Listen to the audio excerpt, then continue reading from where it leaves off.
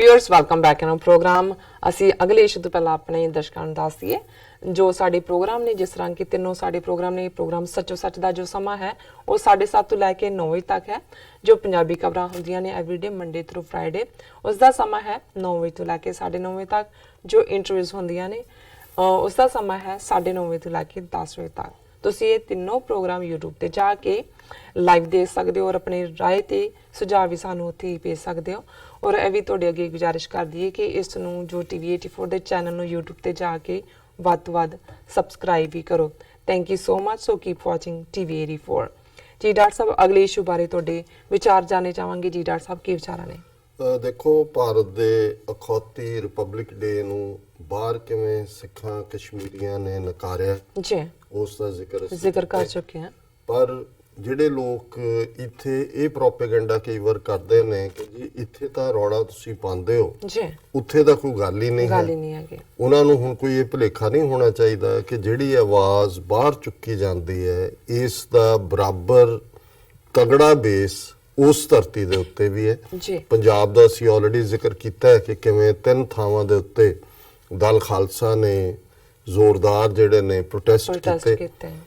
ਬੇਸ਼ੱਕ ਚੰਡੀਗੜ੍ਹ ਕਨਵੈਨਸ਼ਨ ਇੱਕ ਦਿਨ ਬਾਅਦ ਹੁੰਦੀ ਹੈ, ਪਰ ਸਾਰੀਆਂ ਹੀ ਨੁਮਾਇੰਦਾ ਸਿੱਖ ਜਥੇਬੰਦੀਆਂ ਦਾ ਇਕੱਠ ਜਿਸ ਦੇ ਵਿੱਚ ਪੰਥਕ ਵਿਚਾਰਾਂ ਔਰ ਭਾਰਤੀ ਗੁਲਾਮੀ ਨੂੰ ਨਕਾਰਿਆ ਗਿਆ ਔਰ ਸਿੱਖਾਂ ਦੀ ਕੌਮੀ ਆਜ਼ਾਦੀ ਦੀ ਗੱਲ ਹੀ ਜਿਹੜੀ ਹੈ ਉਹ ਮੇਨ ਧੜਕਣ ਰਹੀ ਸਾਰੀ ਆਵਾਜ਼ ਦੀ। ਬੇਸ਼ੱਕ ਕੁਝ ਚੀਜ਼ਾਂ ਤੁਹਾਨੂੰ ਸਮੇਂ ਮੁਤਾਬਕ ਉਸ ਦਾਇਰੇ ਦੇ ਵਿੱਚ ਵੀ ਕਰਨੀਆਂ ਪੈਂਦੀਆਂ ਨੇ, ਪਰ ਇਹਦੇ ਵਿੱਚ ਕੋਈ ਸ਼ੱਕ ਨਹੀਂ ਹੈ ਕਿ ਕੋਈ ਇਹ ਕਹੇ ਜੀ ਗੱਲ ਮੁੱਕ ਗਈ ਹੈ, ਇਹ ਨਹੀਂ ਹੈ। ਦੂਸਰਾ ਪੱਖ ਅਸੀਂ ਦੇਖਦੇ ਹਾਂ ਵੀ ਕਸ਼ਮੀਰ ਦੇ ਵਿੱਚ ਕਿਵੇਂ ਖੌਫਜ਼ਦਾ ਹੈ ਜਿਹੜਾ ਹੁਣ ਗਵਰਨਰ ਉੱਥੇ ਮਲਕ ਲਾਇਆ ਇਹਨਾਂ ਨੇ ਅੱਜ ਤੱਕ, ਔਰ ਇਹਨਾਂ ਦੀਆਂ ਆਪਣੀਆਂ ਹੀ ਮੀਡੀਆ ਰਿਪੋਰਟਸ ਨੇ ਕਿ ਕਿਵੇਂ ਹੁਣ ਜਿਹੜੇ ਇਹ ਕ੍ਰੈਡਿਟਡ ਜਰਨਲਿਸਟ ਨੇ, ਉਹ ਜਰਨਲਿਸਟ ਜਿਹੜੇ ਸੀਨੀਅਰ ਜਰਨਲਿਸਟ ਕਈ ਸਾਲਾਂ ਤੋਂ ਕਵਰ ਕਰਦੇ ਨੇ, ਜਿਹੜਾ ਐਤਕੀ ਇਹਨਾਂ ਨੇ ਸ੍ਰੀਨਗਰ ਦੇ ਵਿੱਚ ਆਪਣਾ ਸੈਲੀਬ੍ਰੇਸ਼ਨ ਦੇ ਨਾਂ ਥੱਲੇ ਜੋ ਇਹਨਾਂ ਦਾ ਸਰਕਾਰੀ ਡਰਾਮਾ ਹੁੰਦਾ ਕੀਤਾ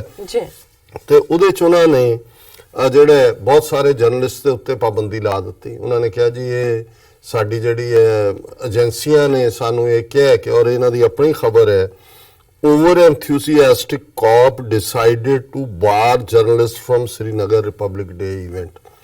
ਉਹ ਕਿਉਂ ਜਿਹੀ ਇਵੈਂਟ ਹੋਏਗੀ ਰਿਪਬਲਿਕ ਡੇ ਦੀ ਜਿਹੜੀ ਸਟੇਟ ਨੂੰ ਇਹ ਭਾਰਤ ਦਾ ਅਟੂਟ ਅੰਗ ਕਹਿੰਦੇ ਨੇ, ਜਿੱਥੇ ਸੀਨੀਅਰ ਜਰਨਲਿਸਟ ਨਹੀਂ ਜਾ ਸਕਦੇ। ਕੋਈ ਉੱਥੇ ਤੁਸੀਂ ਨਿਊਕਲੀਅਰ ਫੈਕਟਰੀ ਲਾਈ ਹੋਈ ਹੈ ਜਿੱਥੇ ਜਰਨਲਿਸਟਾਂ ਨੇ ਜਾ ਕੇ ਕੋਈ ਤੁਹਾਡਾ ਭੇਤ ਕੱਢ ਲੈਣਾ ਉਹਨਾਂ ਦੀ, ਔਰ ਇਹ ਫਿਰ ਜਦੋਂ ਕੋਈ ਚੀਜ਼ ਫੜੀ ਜਾਂਦੀ ਹੈ ਫਿਰ ਕਿਸੇ ਦੇ ਸਿਰ ਪਾ ਦਿੰਦੇ ਨੇ ਜੀ। ਓਵਰ ਐਂਥੂਸੀਆਸਟਿਕ ਕਿ ਜੀ ਇੱਕ SSP ਰੈਂਕ ਦਾ ਬੰਦਾ ਜਿਹੜਾ ਆਪਣੇ ਕੰਮ ਨੂੰ ਲੋੜ ਤੋਂ ਜ਼ਿਆਦਾ ਉਤਸ਼ਾਹ ਦੇ ਨਾਲ ਕਰ ਰਿਹਾ ਹੈ। An over enthusiastic officer in the security wing of Jammu and Kashmir police took the decision to bar some journalists with adverse reports against them from attending the Republic Day function here, leading to a chaos, official said on Monday। ਆਪ ਮੰਨਦੇ ਨੇ ਕਿ ਜੀ ਉੱਥੇ ਅਫਰਾ ਤਫਰੀ much ਗਈ ਕਿਉਂਕਿ even journalists, after preliminary inquiry it was found that the officer of the additional superintendent of police rank prepared a list of journalists based on a CID report and directed his subordinates to bar them from the event attended by several dignitaries on Saturday। dignitary ਆ ਗਏ ਉਹ ਤਾਂ ਸਰਕਾਰੀ ਟੁੱਚੇ, ਲੇਕਿਨ journalist ਨਹੀਂ, ਕਿਉਂਕਿ ਜੀ ਉਹਨਾਂ ਨੇ ਰਿਪੋਰਟਸ ਕੱਢੀਆਂ ਕਿ ਜੀ ਇਹ ਤਾਂ ਰਿਪੋਰਟਿੰਗ ਐਡਵਰਸ ਕਰਦੇ ਨੇ, ਜੋ ਹੁੰਦਾ ਉਹਨਾਂ ਨੇ ਉਹੀ ਦਿਖਾਣਾ, ਨੋ ਡਾਊਟ। ਜੇ ਲੱਖਾਂ ਲੋਕ ਸੜਕਾਂ ਤੇ ਆਜ਼ਾਦੀ ਕਹਿੰਦੇ ਨਿਕਲਦੇ ਨੇ, ਹੁਣ ਇਹ ਤਾਂ ਦਿਖਾਣੋ ਰਹੇ ਕਿ ਭਾਰਤ ਮਾਤਾ ਕੀ ਜੈ ਕਹਿ ਰਹੇ ਨੇ, ਲੇਕਿਨ ਇਹ ਗੱਲ ਆਪਣੇ ਆਪ 'ਚ ਇਹ ਖਬਰ ਦੱਸਦੀ ਹੈ ਕਿ ਕਿਸ ਹੱਦ ਤੱਕ ਜਾ ਕੇ ਇਹਨਾਂ ਦਾ ਮੀਡੀਆ, ਇਹਨਾਂ ਦੀ ਹਕੂਮਤ, ਇਹਨਾਂ ਦੀ ਏਜੰਸੀਆਂ ਖੌਫਜ਼ਦਾ ਨੇ। ਔਰ ਇਹ ਸਾਰੇ ਦੀ ਖਬਰ ਦਾ ਹੀ ਲਬੇ ਲੁਬਾਬ ਇਹ ਕਿ ਜੀ ਇਹ ਅੱਗੇ ਤੋਂ ਗਵਰਨਰ ਨੇ ਵੀ ਕਿਹਾ ਅਸੀਂ ਦੇਖਾਂਗੇ, ਕਿਉਂਕਿ journalist had on Saturday staged a protest against Jammu and Kashmir government after several scribes, especially photographers, were allegedly not allowed to enter the venue of the Republic Day function despite possessing valid accreditation passes। ਉਹਨਾਂ ਦੇ ਕੋਲ passes ਵੀ ਨੇ। ਔਰ ਦੂਸਰਾ ਇੱਕ ਪਾਸੇ ਤਾਂ ਇਵੇਂ ਇਹਨਾਂ ਨੇ ਆਪਣਾ ਜਲੂਸ ਕਢਾਇਆ, ਦੂਸਰਾ ਜਿਹੜਾ ਇਹਨਾਂ ਦਾ ਵੱਡਾ ਫੰਕਸ਼ਨ ਇਹ ਕਰਦੇ ਨੇ ਹਿੰਦੂ ਬੈਲਟ ਦੇ ਵਿੱਚ, ਕਿਉਂਕਿ ਸ੍ਰੀਨਗਰ ਮੁਸਲਮਾਨ ਬੈਲਟ ਹੈ ਜਿੱਥੇ ਉਹਨਾਂ ਨੇ ਵੈਸੇ ਨਹੀਂ ਜਾਣ ਦਿੱਤਾ, ਉਹ ਕਿਉਂਕਿ ਉਹ ਦੱਸ ਨਾ ਦੇਣ ਵੀ ਉੱਥੇ ਤਾਂ ਸਿਰਫ ਸਕੂਲਾਂ ਦੇ ਬੱਚੇ ਜਿਨ੍ਹਾਂ ਦੇ ਟੀਚਰਾਂ ਨੇ ਫੋਰਸ ਕਰਕੇ ਬਿਠਾਏ ਹੁੰਦੇ ਨੇ ਤੇ ਜਨਤਾ ਕੋਈ ਨਹੀਂ ਸੀ। ਪਰ ਦੂਜੇ ਪਾਸੇ ਇਹਨਾਂ ਨੂੰ ਸੀ ਜੀ ਅਸੀਂ ਬੜੀ ਰਜੌਰੀ। ਹੁਣ ਕਈ ਵਾਰ ਕੁਦਰਤ ਦੇ ਕੁਝ ਮੈਸੇਜ ਹੁੰਦੇ ਨੇ ਜਿਹੜੇ ਜਿਹਨੂੰ ਸੱਤਾ ਕਹਿੰਦੇ ਨੇ ਜਾਂ ਹਕੂਮਤ ਕਹਿੰਦੇ ਨੇ, ਉਹਦੇ ਚ ਹੰਕਾਰੇ ਲੋਕ ਜਿਹੜੇ ਉਹਨੂੰ ਨਹੀਂ ਦੇਖਦੇ। ਔਰ ਇਹਨਾਂ ਦੀ ਆਪਣੀ ਖਬਰ ਹੈ, tricolour falls at Republic Day event in Rajouri, inquiry ordered. ਹੁਣ ਉੱਥੇ ਬੜੇ ਫੈਨਫੇਅਰ ਨਾਲ ਹਿੰਦੂ ਇਕੱਠੇ ਕੀਤੇ ਹੋਣਗੇ ਤੇ ਉੱਥੇ ਜਿਉਂ ਹੀ ਉਹਨਾਂ ਨੇ ਉਹ ਖਿੱਚੀ ਡੋਰੀ, ਉੱਤੇ ਉਹਨੇ ਝੰਡੇ ਨੇ ਫਹਰਾਣਾ ਕਿਸੇ ਧੜਪ ਕਰਕੇ ਥੱਲੇ ਡਿੱਗ ਪਿਆ। ਉਹਨੇ ਕਿਹਾ ਜੀ ਆਹ ਲੈ ਲਓ, ਆਹ ਤੁਹਾਡੀ ਭਾਰਤ ਮਾਤਾ ਜਿਹੜੀ ਹੈ ਧਰਤੀ ਤੇ ਪਲਸੇਟੇ ਖਾ ਰਹੀ। ਔਰ ਇਹ ਇਹਨਾਂ ਦੀ ਆਪਣੀ 70th Republic Day was celebrated with traditional fervor across the country. However, the main event was marred in Rajouri when the tricolor fell during the unfurling ceremony. Later, the DC constituted two-member committee constituting Sher Singh additional DC and Leela Kalas additional SP to probe the incident. उन्होंने कहा जी बहुत fanfare नाल बाकी पासे होया, पर इत्थे जो ही वो खिंचे वो जाके थल्ले डिग पे। उन्हें इनक्वायरी कमेटी की, उन्होंने पूछेगी झंडे नूं भी तू डिग्या क्यों है। ये तुहानूं कुदरत मैसेज दे रही है कि भी तुसीं ये जुल्म बंद करो। लोकां दी जिहड़ी मुੱਢਲੀ आज़ादी दी गल है उस नूं हुण, क्योंकि कश्मीर च एक पासे वैसे फ्लॉप शो होया, जर्नलिस्टां वाले गल ने इन्हां नूं एक्सपोज करता, दूजे पासे झंडा ही डिग पिया ते इन्हां ने डिग्गी खोते तो गुस्सा घुमियार ते Qureshi's telephonic talk with Mirwaiz reflects Islamabad's duplicity, says Indian official. ਹੁਣ ਪਾਕਿਸਤਾਨ ਦੇ ਫੋਰਨ ਮਿਨਿਸਟਰ ਸ਼ਾਹ ਮਹਿਮੂਦ ਕੁਰੈਸ਼ੀ ਨੇ ਮੀਰਵਾਇਜ਼ ਉਮਰ ਫਾਰੂਕ ਜਿਹੜੇ ਹੁਰੀਅਤ ਕਾਨਫਰੰਸ ਦੇ ਲੀਡਰ ਨੇ ਉਹਨਾਂ ਨਾਲ ਫੋਨ ਤੇ ਗੱਲਬਾਤ ਕੀਤੀ। ਔਰ ਉਹਨੂੰ ਉਹ ਪਹਿਲਾਂ ਵੀ ਕਰਦੇ ਰਹਿੰਦੇ ਨੇ, ਕਿਉਂਕਿ ਹੁਰੀਅਤ ਕਾਨਫਰੰਸ ਨੂੰ ਜੇ ਹੁਣ ਨਾਰਵੇ ਦਾ ਪ੍ਰਾਈਮ ਮਿਨਿਸਟਰ ਗਈ ਹੈ, ਉੱਥੇ ਉਹਨਾਂ ਦਾ ਐਕਸ ਪ੍ਰਾਈਮ ਮਿਨਿਸਟਰ ਗਿਆ ਹੈ, ਉਹ ਸਾਰੇ ਉਹਨਾਂ ਨੂੰ ਮਿਲ ਕੇ ਵੀ ਆਏ ਨੇ, ਇਹਨਾਂ ਦੀ ਪਰਮਿਸ਼ਨ ਦੇ ਨਾਲ ਹੀ ਜਾਂਦੇ ਨੇ। ਪਰ ਇਹ ਜਿਹੜਾ ਉਹ ਪ੍ਰੋਟੈਸਟ ਕਰ ਰਹੇ ਨੇ ਇੰਡੀਅਨ, ਉਹਨਾਂ ਨੇ ਕਿਹਾ ਜੀ ਕਿ ਵੀ ਇਹ ਨੈਫੇਰੀਅਸ ਡਿਜ਼ਾਈਨ ਹੈ ਪਾਕਿਸਤਾਨ ਦਾ ਮੀਰਵਾਈਜ਼ ਦੇ ਨਾਲ ਗੱਲ ਕਰਨੀ। ਇਹ regressive step is contrary to overall perception which Pakistan leadership is trying to create. It reflects duplicity in Pakistan leadership's approach. ਬਾਕੀ ਤਾਂ ਉਹਨਾਂ ਦਾ ਜਿਹੜੀਆਂ ਨੌਨਸੈਂਸ ਜੋ ਕਹਿੰਦਾ ਹੀ ਨੇ ਜੀ, ਪਰ ਮੈਂ ਸਮਝਦਾ ਵੀ ਇਹ ਹੈ ਡਿੱਗੀ ਖੋਤੇ ਤੋਂ ਗੁੱਸਾ ਘੁਮਿਆਰ। ਤੇ ਫਿਰ ਗੱਲ ਇਹ ਨਹੀਂ ਹੈ ਕਿ ਕਸ਼ਮੀਰ ਜਾਂ ਪੰਜਾਬ ਦੇ ਵਿੱਚ ਹੀ ਇਹ ਜਲੂਸ ਇਹਨਾਂ ਦਾ ਨਿਕਲਿਆ। ਤੀਸਰੀ ਸਟੇਟ ਜਿਹਨੂੰ ਇਹ ਬੜੇ ਮਾਣ ਨਾਲ ਕਹਿੰਦੇ ਨੇ ਜੀ ਅਸੀਂ ਨਾਰਥ ਈਸਟ ਸਾਰਾ ਕਾਬੂ ਕਰ ਲਿਆ। ਹੁਣ 7 ਚੋਂ 6 ਸਟੇਟਾਂ 'ਚ ਬੀਜੇਪੀ ਦੀ ਹਕੂਮਤ ਹੈ। ਔਰ ਇਹਨਾਂ ਦੀਆਂ ਏਜੰਸੀਆਂ ਦੀ ਖਬਰ ਹੈ, ਮੀਡੀਆ ਏਜੰਸੀਆਂ ਦੀ, Mizoram governor addresses almost empty ground amid Republic Day boycott call. ਕਿ ਮਿਜ਼ੋਰਮ ਦਾ ਗਵਰਨਰ ਖਾਲੀ ਗਰਾਊਂਡ ਦੇ ਘਾਹ ਨੂੰ ਐਡਰੈਸ ਕਰ ਰਿਹਾ ਸੀ, ਕਿਉਂਕਿ ਮਿਜ਼ੋਰਮ ਦੇ ਲੋਕਾਂ ਨੇ ਬਾਈਕਾਟ ਦੀ ਕਾਲ ਦਿੱਤੀ ਸੀ। ਔਰ ਐਜ਼ਵਾਲ ਉਹਨਾਂ ਦੀ ਰਾਜਧਾਨੀ ਹੈ, ਜਾਂ ਐਜ਼ਵਾਲ।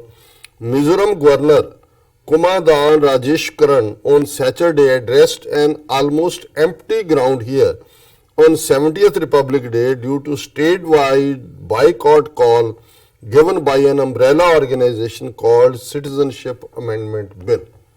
उन्होंने कहा जी बिल्कुल खाली ग्राउंड ਨੂੰ ਗਵਰਨਰ ਕਾਲ ਕਰ ਰਿਹਾ ਸੀ ਜੀ, ਐਡਰੈਸ ਕਰ ਰਿਹਾ ਸੀ, ਕਿਉਂਕਿ ਉਹਨਾਂ ਨੇ ਕਾਲ ਦਿੱਤੀ ਸੀ ਕਿ ਜਿਹੜਾ ਸਿਟੀਜ਼ਨਸ਼ਿਪ ਅਮੈਂਡਮੈਂਟ ਬਿੱਲ ਹੈ, ਔਰ ਇਹਦੇ ਤੇ ਅਸੀਂ ਬਹੁਤਾ ਜ਼ਿਕਰ ਨਹੀਂ ਕੀਤਾ ਹੈ ਕਿਉਂਕਿ ਅਜੇ ਇਹ ਲੋਕ ਸਭਾ ਦੇ ਵਿੱਚ ਇਹਨਾਂ ਨੇ ਤਾਂ ਪਾਸ ਕੀਤਾ, ਕਾਂਗਰਸ ਨੇ ਵੀ ਹਮਾਇਤ ਕਰਤੀ, ਰਾਜ ਸਭਾ 'ਚ ਨਤੀਸ਼ ਕੁਮਾਰ ਨੇ ਵੀ ਕਿਹਾ ਉਹਦੀ ਪਾਰਟੀ ਸਪੋਰਟ ਨਹੀਂ ਕਰੇਗੀ, 6 MP ਨੇ ਉਹਨਾਂ ਦੇ।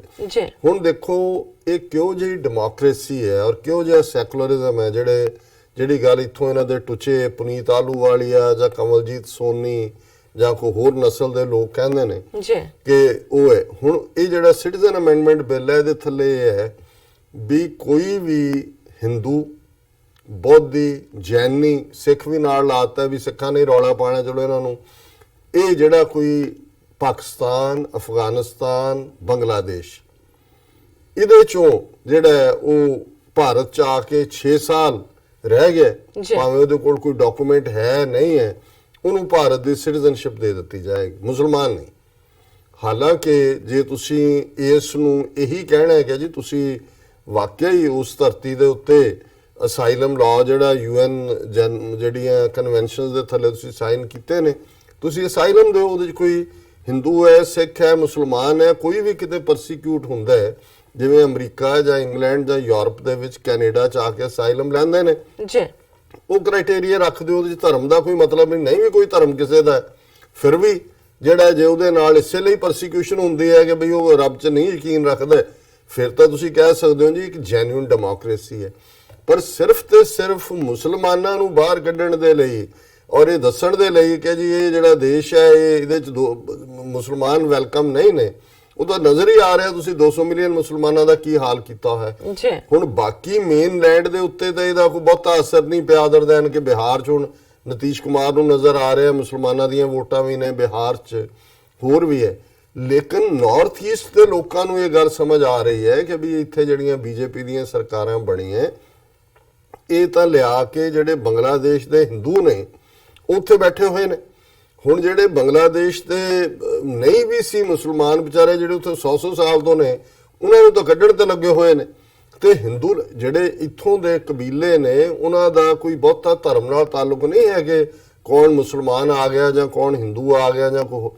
ਉਹਨਾਂ ਦਾ ਤਾਂ ਇਹ ਹੈ ਕਿ ਭਾਈ ਸਾਡੀ ਆਪਣੀ ਇੱਕ ਰਵਾਇਤ ਹੈ, ਆਪਣਾ ਕਬੀਲਾ ਹੈ, ਔਰ ਕਬੀਲਿਆਂ ਦੇ ਸਾਡੇ ਸਮਾਜ 'ਚ ਇਹ ਨਾ ਹੋਏ ਵੀ ਦੂਸਰੇ ਲੋਕ ਆ ਕੇ ਸਾਨੂੰ ਮਾਈਨੋਰਿਟੀ ਬਣਾ ਦੇਣ, ਅਕਲੀਅਤ ਬਣਾ ਦੇਣ ਜੀ।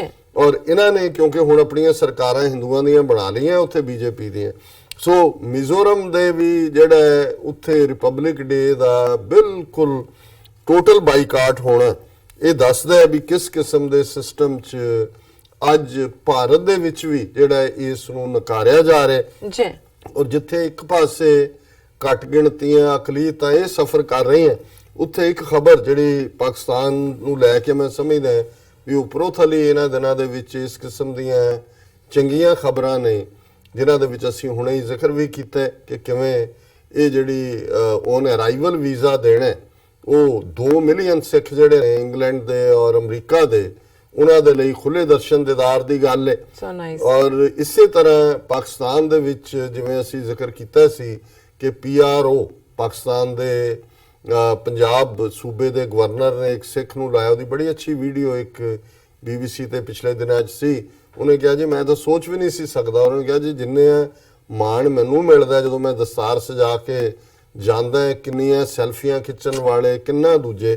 ਔਰ ਅੱਜ ਜਿਹੜੀ ਇੱਕ ਖਬਰ ਖਾਸ ਤੌਰ ਤੇ ਹੁਣ ਜਿਹੜਾ ਸੂਬਾ ਪੰਜਾਬ, ਉਹਦੇ 'ਚ ਕੋਈ ਸਿੱਖ ਨੁਮਾਇੰਦਾ ਰਿਜ਼ਰਵ ਸੀਟ 'ਚੋਂ ਘੱਟ ਗਿਣਤੀਆਂ 'ਚੋਂ ਮਹਿੰਦਰਪਾਲ ਸਿੰਘ, ਔਰ ਇਹ ਖਬਰ ਹੈ ਕਿ ਇਹਨੇ ਫਸਟ ਸਿੱਖ MPA, ਇਹ ਮੈਂਬਰ ਪ੍ਰੋਵਿੰਸ਼ੀਅਲ ਅਸੈਂਬਲੀ ਕਹਿੰਦੇ ਨੇ, Mahinderpal Singh appointed parliamentary secretary in Pakistan. ਹੁਣ ਪੰਜਾਬ ਬਹੁਤ ਵੱਡਾ ਸੂਬਾ ਹੈ, ਪਾਕਿਸਤਾਨ ਦਾ ਸਭ ਤੋਂ ਵੱਡਾ ਸੂਬਾ ਹੈ ਆਬਾਦੀ ਦੇ ਲਿਹਾਜ਼ ਨਾਲ, 100 ਮਿਲੀਅਨ ਤੋਂ ਜ਼ਿਆਦਾ ਜਿਹੜੀ ਹੈ, 10 ਕਰੋੜ ਤੋਂ ਜ਼ਿਆਦਾ ਆਬਾਦੀ ਦਾ ਹੈ। ਔਰ ਇਹਦੇ 'ਚ ਵੱਡੀ ਗਿਣਤੀ ਦੇ ਵਿੱਚ ਜਿਹੜੇ ਨੇ ਉਹ ਪਾਰਲੀਮੈਂਟਰੀ ਸੈਕਟਰੀ ਵੀ, ਕੈਬਨਿਟਸ ਵੀ ਬਹੁਤ ਵੱਡੀਆਂ ਹੁੰਦੀਆਂ, ਔਰ 37 ਜਿਹੜੇ ਪਾਰਲੀਮੈਂਟਰੀ ਸੈਕਟਰੀ ਬਣੇ ਨੇ, ਉਹਨਾਂ ਦੇ ਵਿੱਚ ਜਿਹੜੇ ਮਹਿੰਦਰਪਾਲ ਸਿੰਘ ਨੇ ਉਹਨਾਂ ਨੇ ਪਾਰਲੀਮੈਂਟਰੀ ਸੈਕਟਰੀ ਅਪਾਇੰਟ ਕੀਤੇ। ਔਰ ਉਹਨਾਂ ਦੀ ਜਿਹੜੀ ਨੋਟੀਫਿਕੇਸ਼ਨ ਹੀ ਹੈ, ਉਹਦੇ 'ਚ ਉਹਨਾਂ ਨੇ ਇਹ ਕਿਹਾ ਕਿ in exercise of powers conferred under section 3 of Punjab parliamentary secretariat salary allowances privilege ordinance 2002 the Chief Minister has been pleased to appoint the following members of Provincial Assembly of Punjab as Parliament Secretaries with immediate effect। ਔਰ ਇਸ ਦੇ ਵਿੱਚ ਪ੍ਰਮੁਖਤਾ ਦੇ ਨਾਲ ਜਿਹੜਾ ਇਹਨਾਂ ਦਾ ਨਾਂ ਵੀ, ਔਰ ਜੇ ਟੈਕਨੀਕਲ ਟੀਮ ਨੂੰ ਦੇ ਕੋਲੇ ਸਟੋਰੀ ਹੈ ਉਹਨਾਂ ਦੀ ਪਿਕਚਰ ਵੀ ਜੇ ਦਿਖਾ ਦੇਣ ਜੀ, ਜੇ ਰੀਚ ਹੋਏ, ਸਰਦਾਰ ਮਹਿੰਦਰਪਾਲ ਸਿੰਘ। ਔਰ ਇਹ ਮੈਂ ਸਮਝਦਾ ਵੀ ਇਹ ਵੀ ਆਪਣੇ ਆਪ 'ਚ ਹੁਣ ਪਾਕਿਸਤਾਨ ਦਾ ਕੋਈ ਸੈਕਟਰ ਐਸਾ ਨਹੀਂ ਹੈ, ਉਹ ਮੀਡੀਆ ਦਾ ਹੋਏ, ਜਿਹੜਾ ਐਡਮਿਨਿਸਟ੍ਰੇਸ਼ਨ ਦਾ ਹੋਏ, ਔਰ ਈਵਨ ਇਕੱਲਾ ਨਹੀਂ ਹੈ ਕਿ ਵੀ ਉਹ ਕੋਈ ਸਿੱਖਾਂ ਦੇ ਨਾਲ ਹੀ ਹੈ। ਈਵਨ ਅੱਜ ਦੀ ਖਬਰ ਸੀ ਕਿ ਸੁਮਨ ਸ਼ਰਮਾ ਜਾਂ ਸੁਮਨ ਲਤਾ ਨਾਂ ਦੀ ਪਹਿਲੀ ਇੱਕ ਹਿੰਦੂ ਲੜਕੀ ਜਿਹੜੀ ਹੈ ਉਹ ਜੱਜ ਬਣੀ ਹੈ। ਹਾਲਾਂ ਉਸ ਤੋਂ ਪਹਿਲਾਂ ਰਾਏ ਭਗਵਾਨ ਦਾਸ ਸ਼ਾਇਦ ਨਾਂ ਸੀ, ਉਹ 2 ਵਾਰ ਜਿਹੜੇ ਨੇ ਸੁਪਰੀਮ ਕੋਰਟ ਦੇ ਅਫੀਸ਼ੀਏਟਿੰਗ ਚੀਫ ਜਸਟਿਸ ਵੀ ਰਹੇ। ਲੇਕਿਨ ਇਹ ਕਰੰਟ ਐਡਮਿਨਿਸਟ੍ਰੇਸ਼ਨ ਦੇ ਵਿੱਚ ਇਹ ਸਾਰੀਆਂ ਤਬਦੀਲੀਆਂ, ਜਿੱਥੇ ਕਿ ਖੁੱਲੇ ਜਿਹੜਾ ਹੈ ਉਹ ਆਉਣ ਦੀ ਖੁੱਲ੍ਹ ਹੈ। ਜੇ ਹੁਣ ਵੀਜ਼ਾ ਪਾਲਿਸੀ ਉਹਨਾਂ ਨੇ ਖੋਲੀ ਹੈ ਸਿੱਖਾਂ ਦੇ ਲਈ ਹੈ, ਤੇ ਇਹਦੇ ਲਈ ਇਹ ਹਿੰਦੂਆਂ ਲਈ ਵੀ ਹੈ ਕਿ ਵੀ ਜੇ ਉਹਨਾਂ ਨੇ ਵੀ ਆਪਣਾ ਕੋਈ ਨਾ ਕੋਈ ਕਟਾਕਸ਼ ਰਾਜ ਹੈ ਜਾਂ ਦੂਜਾ ਕਿਤੇ ਜਾਣਾ ਤੇ ਉਹ ਪਾਕਿਸਤਾਨ ਆ ਸਕਦੇ ਨੇ। ਔਰ ਪਾਕਿਸਤਾਨ ਦੀ ਬਹੁਤ ਓਪਨ ਪਾਲਿਸੀ ਰਹੀ ਅੰਟਿਲ 1965 1965 ਤੱਕ ਬਹੁਤ ਸਾਰਾ ਵੀਜ਼ਾ ਔਨ ਐਂਟਰੀ ਸੀ ਔਰ ਪਾਕਿਸਤਾਨ ਦੀ ਬੜੀ ਜ਼ਬਰਦਸਤ ਟੂਰਿਸਟ ਇੰਡਸਟਰੀ ਸੀ। ਪਰ ਕਿਉਂਕਿ ਭਾਰਤ ਨੇ ਫਿਰ ਉਹ 65 ਹੋਏ 71 ਹੋਏ, ਫਿਰ 1979 ਚ ਸੋਵੀਅਤ ਯੂਨੀਅਨ ਦਾ ਹਮਲਾ ਹੋਇਆ ਅਫਗਾਨਿਸਤਾਨ, ਉਹ ਹਾਲਾਤ ਪੈਦਾ ਕਰ ਦਿੱਤੇ ਕਿ ਪਾਕਿਸਤਾਨ ਨੂੰ ਆਪਣੀ ਸਿਕਿਉਰਿਟੀ ਦੀ ਖਾਤਰ ਪਾਬੰਦੀਆਂ ਲਾਣੀਆਂ ਪਈਆਂ। ਪਰ ਜਿਹੜਾ ਕਰੰਟ ਐਡਮਿਨਿਸਟ੍ਰੇਸ਼ਨ ਹੈ ਇਮਰਾਨ ਖਾਨ ਹੋਰਾਂ ਦਾ, ਉਹ ਕੌਨਫੀਡੈਂਸ ਐਗਜ਼ੂਬਰੇਟ ਕਰ ਰਿਹਾ ਔਰ ਉਹ ਦੱਸ ਰਹੇ ਨੇ ਕਿ ਭਾਈ ਨਹੀਂ ਅਸੀਂ ਵਿਦਨ ਵੀ ਕੰਟਰੋਲ ਕਰ ਲਏ ਔਰ ਮੋਸਟ ਵੈਲਕਮ ਹੈ। ਔਰ ਅਸੀਂ ਸਮਝਦੇ ਹਾਂ ਵੀ ਇਹਦਾ ਕੰਪੈਰੀਜ਼ਨ ਤੁਸੀਂ ਇੰਡੀਆ ਨਾਲ ਕਰੋ, ਕਿਸ ਹੱਦ ਤੱਕ ਜਾ ਕੇ ਬਲੈਕ ਲਿਸਟਾਂ, ਉਹ ਕਹਿੰਦੇ ਨੇ ਜੀ ਬਲੈਕ ਲਿਸਟਾਂ ਅਸੀਂ ਹੁਣ ਮੰਗ ਕਰ ਰਹੇ ਹਾਂ ਜੀ ਘਟਾ ਦਿਓ। ਉਹ ਹਰ ਸਾਲ ਹਜ਼ਾਰਾਂ ਸਿੱਖ ਜਿਹੜੇ ਨੇ ਬਲੈਕ ਲਿਸਟ 'ਚ ਪਾਏ ਹੁੰਦੇ ਨੇ, ਤੇ ਜਿਹੜੇ ਨਹੀਂ ਪਾਏ ਹੋਏ ਜੱਗੀ ਜੌਲ ਵਰਗੇ ਜਦੋਂ ਉੱਥੇ ਜਾਂਦੇ ਨੇ ਵਿਆਹ ਕਰਵਾਉਣ ਗਿਆ 1.5 ਸਾਲ ਹੋ ਗਏ, ਉਹ ਝੂਠੇ ਕੇਸਾਂ ਦੇ ਵਿੱਚ ਫਸਾਇਆ ਹੋਇਆ। ਸੋ ਕੁੱਲ ਮਿਲਾ ਕੇ ਅਸੀਂ ਇਹ ਸਮਝਦੇ ਹਾਂ ਕਿ ਇਸ ਸਾਰੇ ਗੇਮ ਦੇ ਵਿੱਚ ਭਾਰਤੀ ਹਕੂਮਤ, ਉਹਨਾਂ ਦੀਆਂ ਏਜੰਸੀਆਂ, ਉਹਨਾਂ ਦਾ ਝੂਠ ਔਰ ਜੋ 26 ਜਨਵਰੀ ਤੇ 15 ਅਗਸਤ ਦੇ ਨਾਂ ਥੱਲੇ ਜੋ ਝੂਠ ਉਹ ਵੇਚਦੇ ਰਹੇ ਨੇ, ਉਹ ਬਾਹਰ ਵੀ ਐਕਸਪੋਜ਼ ਹੋਇਆ ਔਰ ਹੋ ਰਿਹਾ ਔਰ ਵਿਦਨ ਦਾ ਕੰਟਰੀ ਵੀ ਹੋ ਰਿਹਾ। ਜੀ ਡਾਕਟਰ ਸਾਹਿਬ ਤੁਹਾਡਾ ਬਹੁਤ ਬਹੁਤ ਸ਼ੁਕਰੀਆ। ਤੁਸੀਂ ਦੂਸਰਾ ਇਸ਼ੂ ਸਾਡੇ ਦਰਸ਼ਕਾਂ ਨਾਲ ਸਾਂਝਾ ਕੀਤਾ। ਇੱਥੇ ਲੈਣੇ ਆਪਣੇ ਪੇਜ ਤੋਂ ਪਹਿਲਾਂ ਅਸੀਂ ਆਪਣੇ ਦਰਸ਼ਕਾਂ ਤੇ ਸਰੋਤਿਆਂ ਨੂੰ ਅਪੀਲ ਤੇ ਬੇਨਤੀ ਕਰਦੀ ਹੈ ਵਿਊਅਰਸ, ਜਿਸ ਤਰ੍ਹਾਂ ਕਿ ਤੁਸੀਂ ਜਾਣਦੇ ਹੋ ਕਿ ਟੀਵੀ 84 ਮਨੁੱਖੀ ਹੱਕਾਂ ਦਾ ਪਹਿਰੇਦਾਰ ਹੈ। ਟੀਵੀ 84 ਸਿੱਖਾਂ, ਕਸ਼ਮੀਰੀਆਂ ਤੇ ਭਾਰਤੀਆਂ ਨਾਰਥ ਈਸਟ ਸਟੇਟਾਂ ਦੇ ਲੋਕਾਂ ਦੇ ਸਵੈ ਨਿਰਣੇ ਦੇ ਹੱਕਾਂ ਦਾ ਹਾਮੀ ਹੈ। ਅਸੀਂ ਚਾਹਾਂਗੇ ਕਿ ਤੁਸੀਂ ਟੀਵੀ 84 ਦੀ ਵੱਧ ਤੋਂ ਵੱਧ ਮਾਈਕ ਸਹਾਇਤਾ ਕਰੋ। ਤੁਸੀਂ ਆਪਣੀ ਮਾਈਕ ਸਹਾਇਤਾ ਸਾਡੀ ਵੈਬਸਾਈਟ tv84.tv ਤੇ ਜਾ ਕੇ ਪੇਪਲ ਦੀ ਵਰਤੋਂ ਕਰਕੇ ਵਨ ਟਾਈਮ ਡੋਨੇਟ ਕਰ ਸਕਦੇ ਹੋ, ਮੰਥਲੀ ਡੋਨੇਟ ਵੀ ਕਰ ਸਕਦੇ ਹੋ। ਤੁਸੀਂ ਟੀਵੀ 84 ਦੇ ਨਾਮ ਤੇ ਚੈੱਕ ਬਣਾ ਕੇ ਸਾਨੂੰ ਮੇਲ ਵੀ ਕਰ ਸਕਦੇ ਹੋ ਸਾਡੇ ਇਸ ਪਤੇ ਤੇ 36-01 37th Avenue, Long Island City, New York 11101 USA, ਜਾਂ ਫਿਰ ਤੁਸੀਂ ਸਾਨੂੰ ਫੋਨ ਰਾਹੀਂ ਵੀ ਸੰਪਰਕ ਕਰ ਸਕਦੇ ਹੋ ਸਾਡੇ ਫੋਨ ਨੰਬਰ ਤੇ 5164060694। Thank you so much. ਇਹ ਵੀ ਦੱਸੀਏ ਜੋ ਸਾਡੇ ਪ੍ਰੋਗਰਾਮ ਦਾ ਸਮਾਂ ਹੈ ਉਹ 7:30 ਤੋਂ ਲੈ ਕੇ 9 ਵਜੇ ਤੱਕ ਮੰਡੇ ਥਰੂ ਫਰਾਈਡੇ ਤੁਸੀਂ ਇਸ ਪ੍ਰੋਗਰਾਮ ਨੂੰ ਮਾਣ ਸਕਦੇ ਹੋ। ਇੱਥੇ ਲੈਂਦੇ ਹਾਂ ਬ੍ਰੇਕ, ਬ੍ਰੇਕ ਤੋਂ ਬਾਅਦ ਮਿਲਦੇ ਹਾਂ। ਵਿਊਅਰਸ ਤੁਸੀਂ ਨਾਲ ਇਸ ਰਾਹੀਂ ਬਣੇ ਰਹਿਣਾ।